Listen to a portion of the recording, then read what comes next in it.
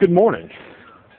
Today I'm going to talk about critical movement and the history, or kind of how critical movement came to be.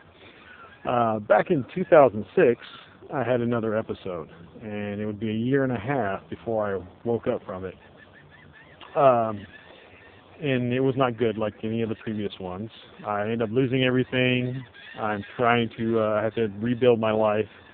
But this one was especially horrific, and it scared the heck out of me. So the first thing I did was run away.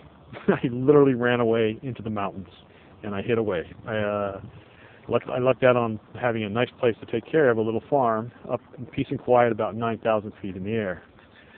And while I was up there, I pretty much, about the first year, maybe not the total year, but I just hid up there scared, away from everybody, horrified. Well, by the next year, 2009, I started the combinations of just coming out of it.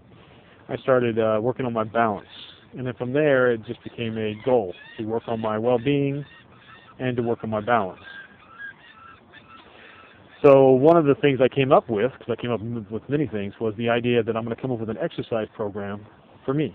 The one that I can do anywhere, anytime, any place, no special equipment, the whole 9 yards. Okay.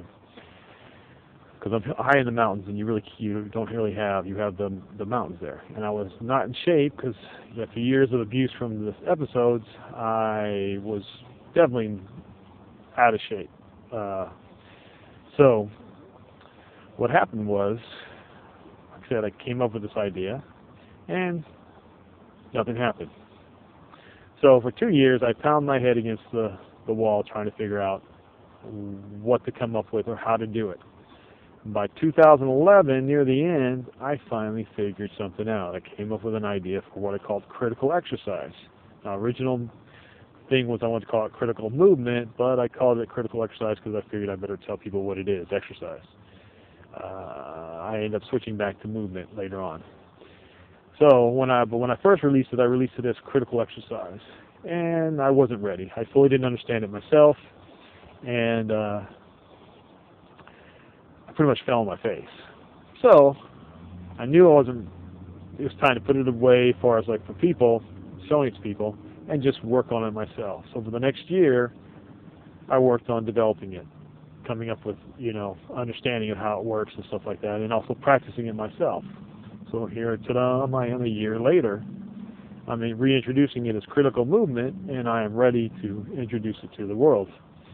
And there you go. That is the Quasimodo brief history of how critical movement came to be. Thank you very much. Have a good day. Take care.